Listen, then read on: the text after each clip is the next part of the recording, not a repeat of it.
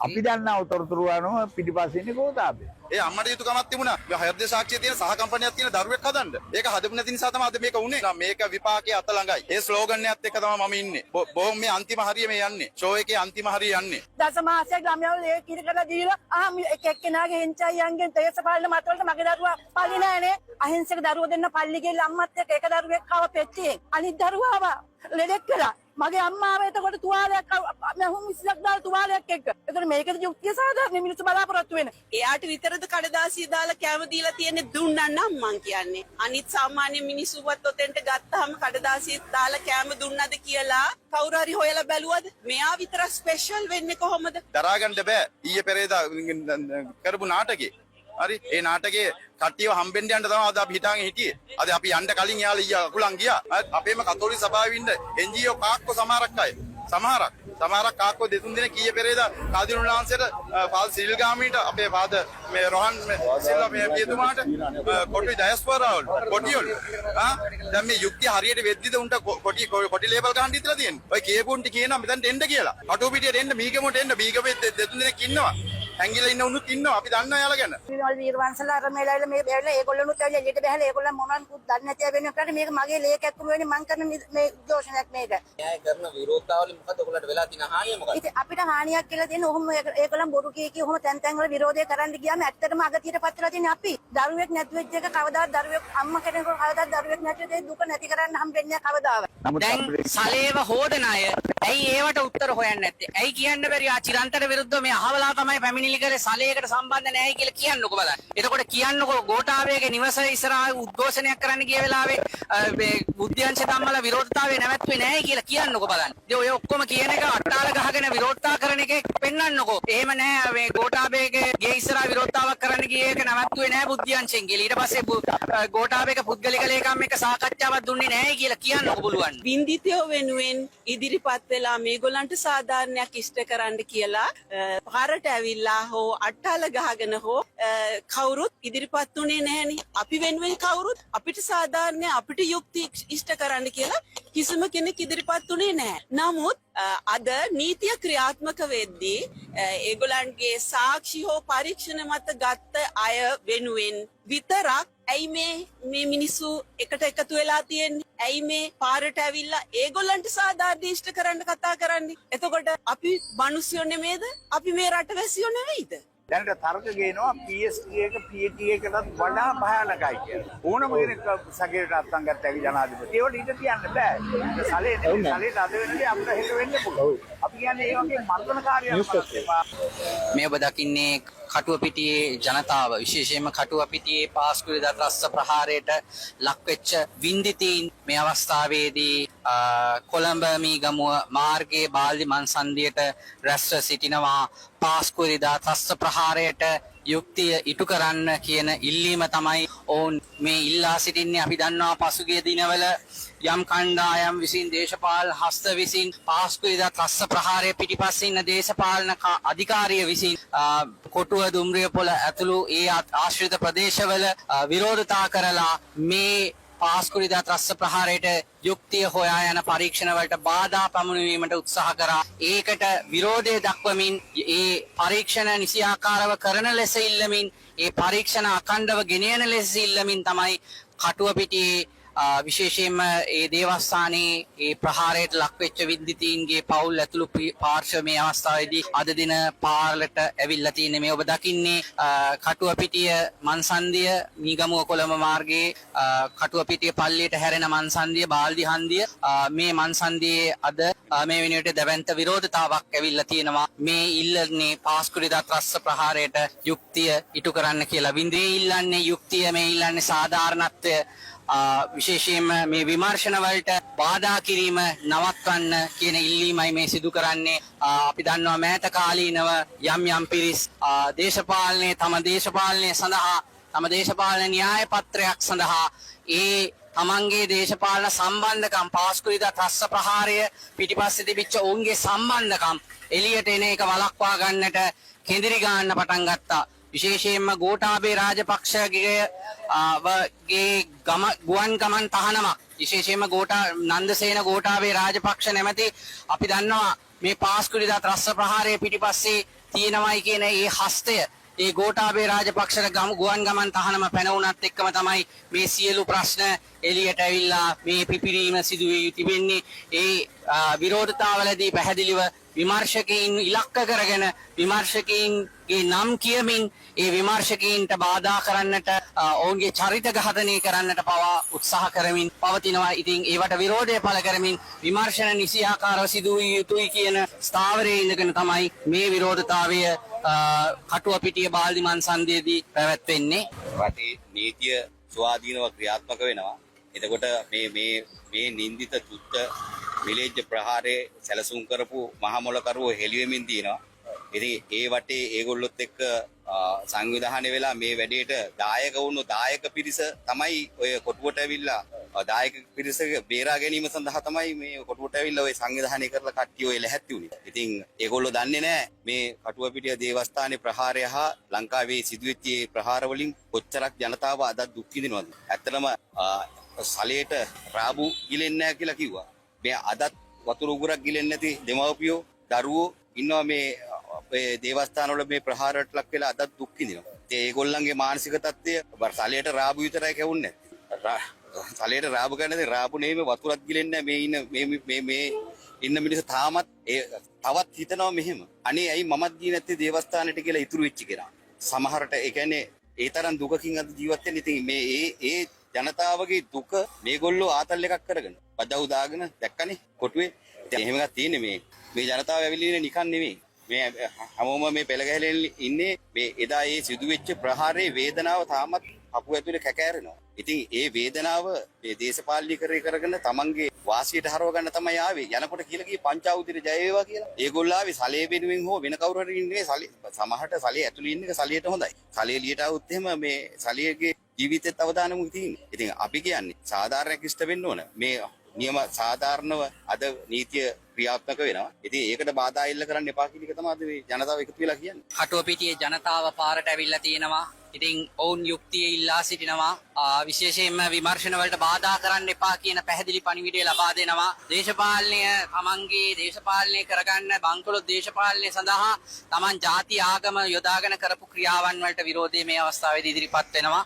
මේ සිදුවන පරීක්ෂණ වලට බාධා නොකර ඒ කියන්නේ අනවශ්‍ය දේශපාලන මැදිහත් වීම නොකර ඒක ඒ නීතිය පැත්තෙන් කරන් තියෙන වැඩ ටික කරලා ඉවරලා මේ පරීක්ෂණ වලට අපේ මේ ප්‍රහාරයට සාධාරණ අවසානයක් දෙන්න කියන එක තමයි අපි කියන්නේ. බැරිට කර පරීක්ෂණ වල සාහිම කරවත් වෙනවා. අපි සාහිමට පත්‍රය දැන කරන පරීක්ෂණ වලට නමුත් සිද්ධ වෙන්න ඇවිල්ලා ඉවරලා ඒ කරන පරීක්ෂණ වලට අනවශ්‍ය දේශපාලන අතපෙවීම හින්දා සහ ඒක කඩාකප්පල් කරන ගොඩක් කට්ටිය ක්‍රියා කරන හින්දා ඒ පරීක්ෂණ පස්සට යන ගතියක් තියෙනවා. අපි ඉල්ලීම කරන්නේ ඒ අනවශ්‍ය අතපෙවීම කරන්න එපා. ඒ පරීක්ෂණ යන විදිහට ඒ අදාළ අධිකරණ කටයුතු ඒ විදිහට සිද්ධ කරන්න ඒ කට්ටියට දෙන්න කියන දේ තමයි අපි මේ නිහඬ විරෝධතාවයෙන් අපි ඉල්ලා සිටින්නේ. එහෙමයි. අපි කාටවත් අමානුෂ දේ සලකන්න කියලා කියන්නේ නැහැ. නමුත් අපි කියන්නේ ඇවිල්ලා මේ පරීක්ෂණ වලට අනවශ්‍ය අතපෙවීම් කරන්න එපා කියලා. මොකද සලක ප්‍රශ්න විතර නෙමෙයි. ඉතින් ඊට කලින් වෙච්ච ප්‍රශ්නත් ගොඩක් තිබ්බා. ඉතින් ඒ හින්දා අපි කියන්නේ නීතිය පැත්තෙන් කරන්න දෙන්න.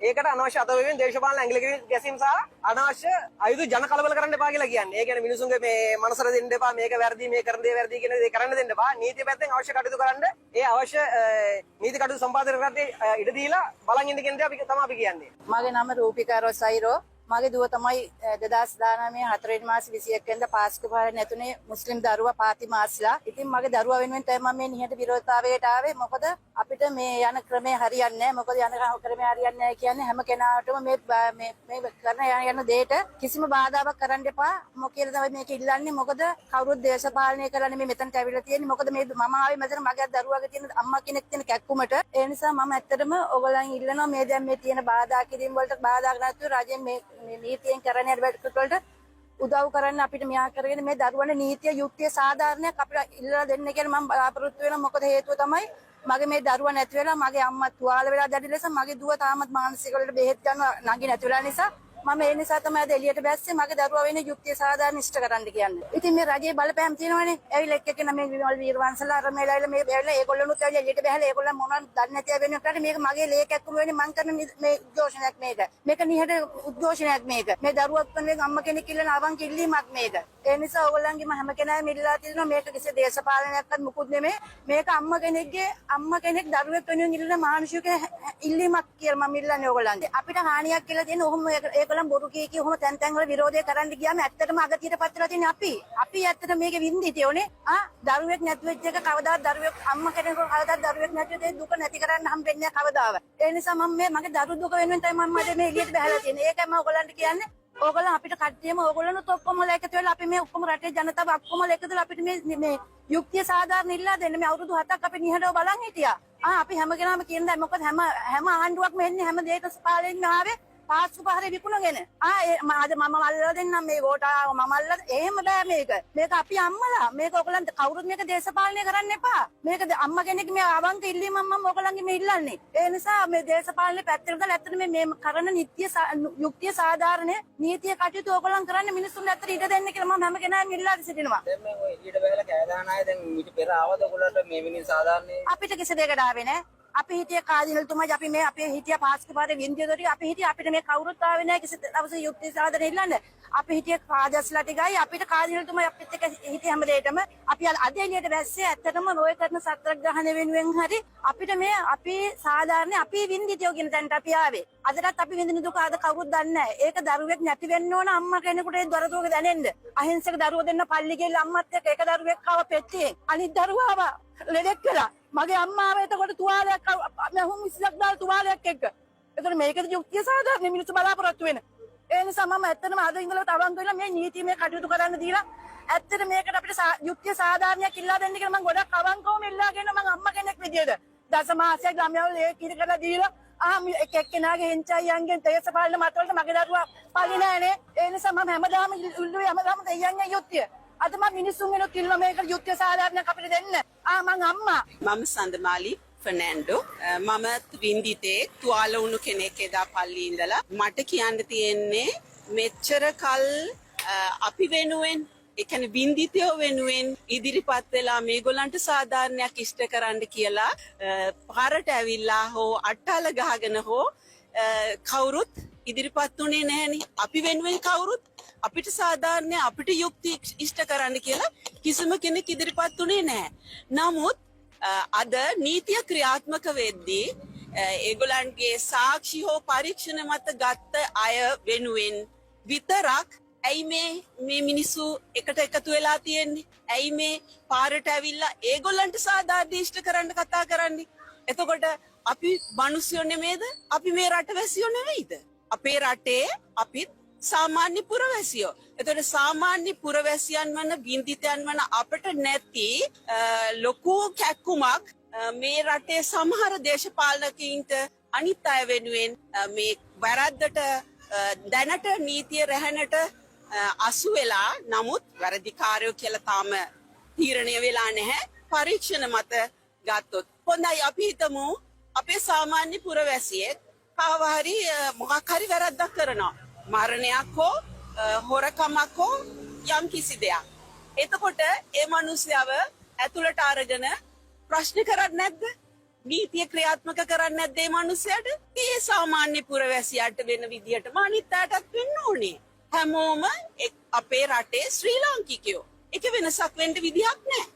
කඩදාසි වල කෑම දාලා කෑම දෙනවද නැද්ද කියන එක කියන්නේ කට්ටියක් ඒක සමහර පිරිසක්නේ. ඒක ඇතුළට ගිහිල්ලා කවුරුත් බලලා නැහැනේ නේ. ඔය කියන අය ගිහින් බැලුවද එයාට කඩදාසිය දාලාද කෑම දුන්නේ කියලා? නෑ නේද? එතකොට එයාට විතරද කඩදාසිය දාලා කෑම දීලා තියෙන්නේ? දුන්නා නම් මං කියන්නේ. අනිත් අයට එහෙම වෙලා තියෙනවද? අනිත් සාමාන්‍ය මිනිස්සුවත් ඔතෙන්ට ගත්තාම කඩදාසිය දාලා කෑම දුන්නද කියලා කවුරු හරි හොයලා බැලුවද? මෙයා විතරක් ස්පෙෂල් වෙන්නේ කොහොමද? අපේ අය ගැන කවුද මේ ලේරත් වෙලා තියෙන අය කවුද හිතන්නේ? කවුරුත් හිතන්නේ නැහනේ. මේ අම්මා සාමාන්‍ය නම. මගේ අල්ලපු ගෙදර නංගි. ඉතින් ඒ නිසා මම නම් කියන්නේ මේකට සාධාරණයක් ඉෂ්ට කරන්න. ඒගොල්ලෝ කොච්චර මේ රැඟුවත් මෙතන මේ ඇත්ත දේ සිද්ධ වෙලානේ තියෙන්නේ. අපිට ඕනේ මේක සාධාරණයක් ඉෂ්ට කරන්න. දින 90ක් දියෝ ගාලා හිටපු වෙලාවේ යාට කිසි ලෙඩක් තිබුණේ නැහැ. ඇත්තටම ගෝඨාභය ඇතුළු තව දෙන්නෙකුට ට්‍රැවල් බෑන් එක ගෙවුවට පස්සේ තමයි එයාට මේ අසනීප වෙන්න ගත්තේ කැම්බීම කන්නතු ගෙටියේ වර්ජනය කරන්න ගත්තේ. එතකොට අපිට දැන් ආරංචි වෙනවා එයා මේ මොනවාද පරීක්ෂණ කටයුතු වලට කිසිම සහායක් දෙන්නේ නැහැ කියන එක. එතකොට ප්‍රධාන කාරණාව තමයි නිලන්ත ජයවර්ධන වගේ ලැප්ටොප් එක ෆෝන් එක රීස්ටාර්ට් කරලා මොනවාද මේ රීසෙට් කරලා වයිෆ්ට දුන්නා වගේ මෙයාගේ තියෙන Apple ෆෝන් එක එතකොට ලැප්ටොප් එක ඒකේ තියෙන මුරපදය ඒ කියන්නේ පාස්වර්ඩ් එක දෙන්නේ නැහැ. ඉතින් නිර්දෝෂ නම් මොනකටද බය වෙන්නේ? නිර්දෝෂ නම් මොනකටද බය වෙන්නේ? දෙන්න පුළුවන් පාස්වර්ඩ් එක මේ තියෙන්නේ මගේ ෆෝන් එකේ තියෙන දේවල් ඕන දේවල් බලපන් කියලා. ඒ කියන්නේ අනිවාර්යයෙන්ම මේ පුද්ගලයා මේකට සම්බන්ධයි කියන එකට වෙන සාක්ෂිය ඕනේ නැහැ. වෙන විද්‍යාත්මක සාක්ෂිය ඕනේ නැහැ. වෙන අවස්ථා සම්බන්ධ ඕනේ නැහැ. කුළුණු වලින් බලන්න ඕනේ නැහැ. කෝල් ගත්තේවා හිටපු තැන් මෙයාට පාස්පෝර්ට් කීයක් තියෙනවද කියලා අපි දන්නේ නැහැ. අනිවාර්යයෙන්ම ওই වගේ පුද්ගලයෙකුට අදිතරමේ පාස්පෝර්ට් 6-7ක්වත් ඇති. එතකොට එයා ඒක පෙන්නලා අර ඉන්දියාවේ හිටියා මැලේසියාවේ හිටියා කියලා පෙන්නුවට අනිවාර්යයෙන්ම එයාට ලංකාවේ ඉන්න ඕනේ නැහැ. අද තාක්ෂණයේ දියුණුයි. අද ලෝකේ කොයි කොනක ඉඳන් වුණත් අවශ්‍ය තැනට අවශ්‍ය වැඩ කටයුතු කරන්න පුළුවන්. ඉතින් ඒ වගේ තත්ත්වයක් තියෙනවා. ඒ සුරංගනා කතා අපිට කියලා වැඩක් නැහැ. අපි දන්නවා මේ පුද්ගලයා මේවට සම්බන්ධයි කියලා අපි කියන්න කලින් හරින් ෆෙනෑන්ඩුලා මනුෂ්‍ය නායකයලා පාර්ලිමේන්තුවේ කිව්වේ සොනික් කියන්නේ කවුද? සලිය ගැන කිව්වේ කවුද? ඉතින් ඒ කියපු අය අද කවුරුත් නැහැ චිරන්ත. කොහොදන්? ඒ කියපු එකෙක් ඉන්නවද එළියට ඇවිල්ලා? UMP එක සජබේ කොහොදන්? එතකොට දැන් මේක වහගන්න හදන්නේ අනිවාර්යයෙන් මේ වෙලාව හිටපු ආණ්ඩුව නෙමෙයි. ඒ වෙලාව හිටපු යහපාලන ආණ්ඩුව. එතකොට දෙවිනි පුරවැසියා හිටපු මේ කජුසීයා. ඉතින් ඒ දෙන්නට ප්‍රධාන වක්කීමක් තිබුණා. දැන් ඒ දෙන්නත් පැත්තක. ඒ වුණාට දැන් මේකට කලබල වෙලා තියෙන්නේ කවුද? කලබල වෙලා තියෙන්නේ රාජපක්ෂ පරම්පරාව. රාජපක්ෂ පරම්පරාවේ දේශපාලන ඉවරයි. අනිවාර්යෙන් මෙතනින් එහාට යාළුවට දේශපාලනයක් කරන්න වෙන්නේ නැහැ. කරන්න වෙන්නේ නැත්තේ මොකද අපි දේශපාලනය කතා කරන්න කැමති නැහැ. ඒ වුණාට කරන්න දෙන්නේ මේක දේශපාලන කුමන්ත්‍රණයක්. මේක කිව්වේ දපුලද ලිවේරා නීතිපතිතුමා යද්දි කිව්වා මේක මේ කුමන්ත්‍රණයක් කියලා. ඉතින් ඒ කුමන්ත්‍රණයක් කියන එකේ සාක්ෂි දැන් හොඳට මොනවට ඔප්පු වෙලා හමාරයි. ඉතින් අපි ඒ වෙනුවෙන් අපි එදත් ඒ යුක්තිය සත්‍ය වෙනුවෙන් අද මමත් මේ පාස්පෝර්ට් වින්දිතෙක් මිතරන් තව දන්නවා. පාස්පෝර්ට් වෙන වෙලාවේ මමත් පල්ලියේ හිටියේ. මමත් වින්දිතේ. හරි මම ඒ වෙනුවෙන් අවුරුදු 7ක් තිස්සේ තනිවත් කණ්ඩායම් හැටියටත් මම ඒ වෙනුවෙන් යුක්තිය සත්‍ය හොයන්න සටනේ මම නිරත වෙලා ඉන්න හැම 21කම අපි ඒ වෙනුවෙන් මෙතන පෙනී හිටලා තියෙනවා. අපි වින්දිතේ අද මේ ඉදිරියට එන්න මේ ප්‍රධානම හේතුව වුණේ ඇත්තටම නින්දිදන්ට දරා ගන්න බෑ. ඊයේ පෙරේදා කරපු නාටකේ. හරි ඒ නාටකේ කට්ටියව හම්බෙන්න යන්න තමයි අද අපි හිතාගෙන හිටියේ. අද අපි යන්න කලින් එයාලා අකුලන් ගියා. හරි එයාලා හිතන්නේ මේවා ලේසි දේවල් කියලා. ඔතන ඉන්න එකෙකුටවත් හැංගීමක් නැහැ. සහකම්පනයක් නැහැ. හරි අපි දන්නවා මගේ ගමේ 116ක් නැති වුණා. 200කට වැඩි මිනිස්සු අදටත් මේ වින්දිත වෙලා ඉන්නවා. අදටත් මේ සදාකාලික පූර්ණ ආබාධිතත්වයට පත් වෙලා ඉන්නවා. අපි ඒ මිනිස්සුත් එක්ක අපි කතා බහ කරනවා. අපිට හැංගීම තියෙනවා. ඒක නිසා අපි මේ වෙනුවෙන් පෙරට එන්නේ. ඉතින් ඒ වෙනුවෙන් අපි එදත් පෙනී සිටියා අදත් පෙනී සිටිනවා හෙටත් පෙනී සිටිනවා මේක විපාකයේ අත ළඟයි. ඒ ස්ලෝගන් එකත් එක්ක තමයි මම ඉන්නේ. බොහොම මේ අන්තිම හරිය මේ යන්නේ. ෂෝ එකේ අන්තිම හරිය යන්නේ. ඒක නිසා තමයි මෙයාලා ඔක්කොම කලබල වෙලා තියෙන්නේ. හරි ඒක නිසා මේ පරීක්ෂණ වලට මේ බාධා කරන්න එපා. හරි පරීක්ෂණ කටයුතු කරන්නේ රාජ්‍ය නිලධාරී. හරි මේක දේශපාලනයක් නෑ මෙතන.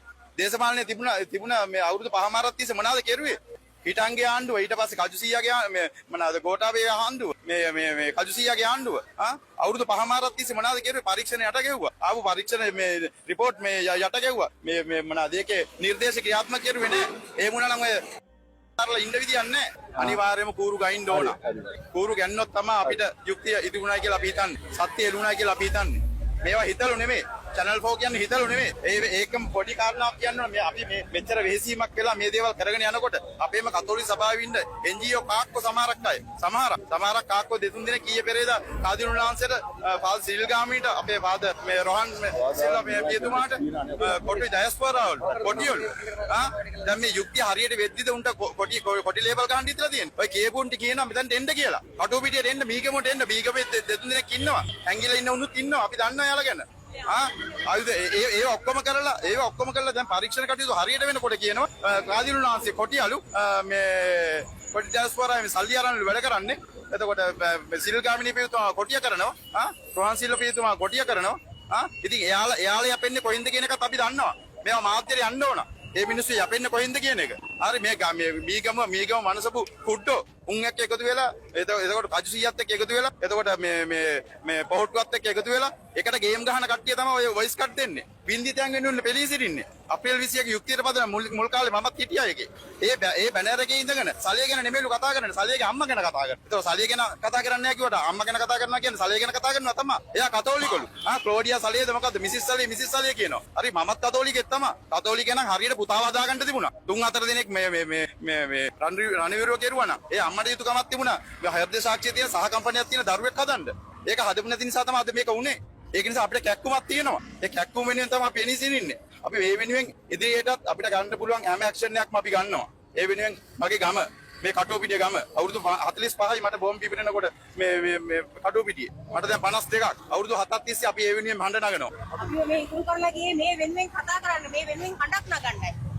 ඒකයි මේ අපි මේ පෙළ ගැහිලා ඉන්නේ. ස්තුතියි. ඒක විදිහ දෙයක් කියන්න නෑ අපිට දුකයි. සුරේෂ් සලේ සම්බන්ධයෙන් ඇති වෙලා තියෙන තත්ත්වය ඉතාමත් ප්‍රශ්න සහගතයි. හැබැයි මම මේ අවස්ථාවේදී කටුව පිටින් ඉඳන් නැවත මතක් කරනවා. අපි හැම 21ම ගිය 21ත් මම මේක කතාව කිව්වා. පාස්කු ඉරිදා ත්‍රස්ස ප්‍රහාරයේ ගෝඨාභය දිනවීමේ ඩීල් එකක්ද කියලා මම ප්‍රශ්නයක් අහලා බෝඩ් එකක් උස්සන් ගෝඨාභයගේ නිවස ඉස්සරහ පිට විරෝධතාවයක් කරන්න ගියේ 2020 සැප්තැම්බර් මාසේ 29 වෙනිදා.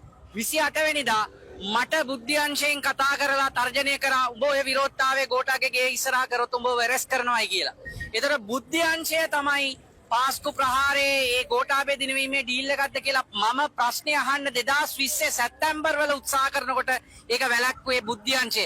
ඊට පස්සේ බුද්ධ්‍යංශය මට සාකච්ඡාවක් කරන් දුන්නා කාත් එක්කද? ගෝඨාභය රාජපක්ෂගේ පුද්ගලික ලේකම් සුගීෂ්වර බණ්ඩාර එක්ක තමයි මට ඒ සාකච්ඡාව අරන් දීලා 29 වෙනිදා මාව ජනාධිපති කාර්යාලයට ගෙන්නනවා විරෝධතාවය කරන්න දුන්නේ නැහැ.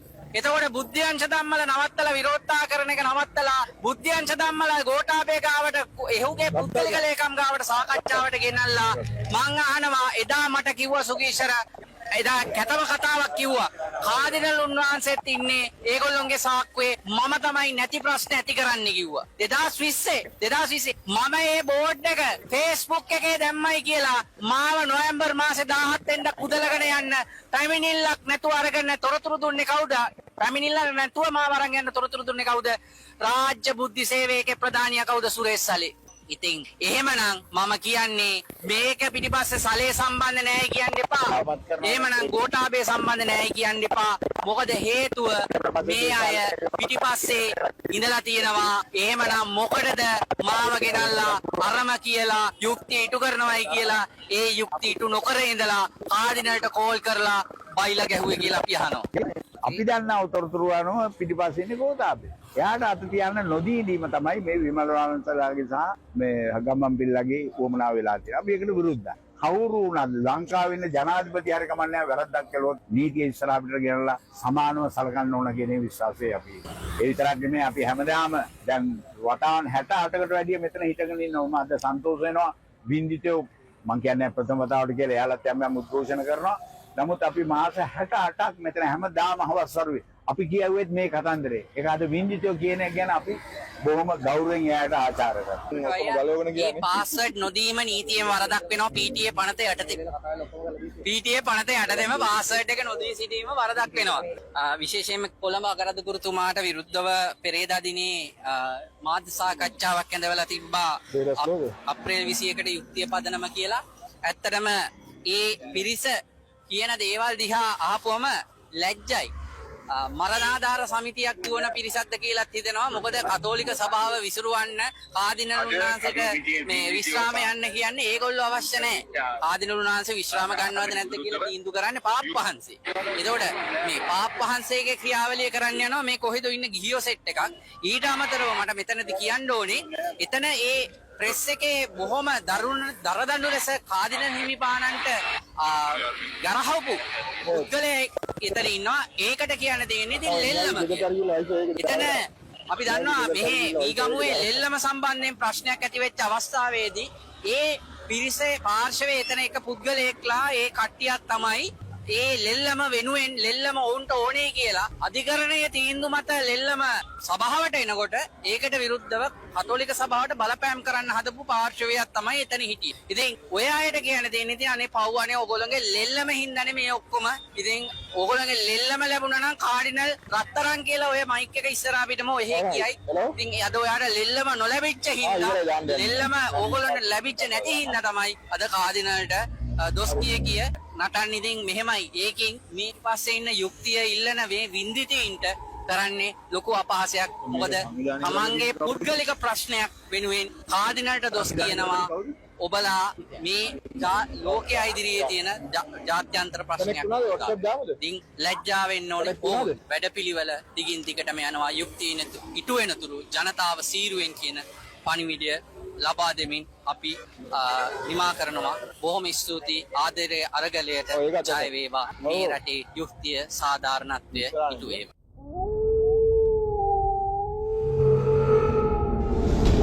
The News Reporter වාරණයෙන් තොර අපක්ෂපාතී වාර්තාකරණය.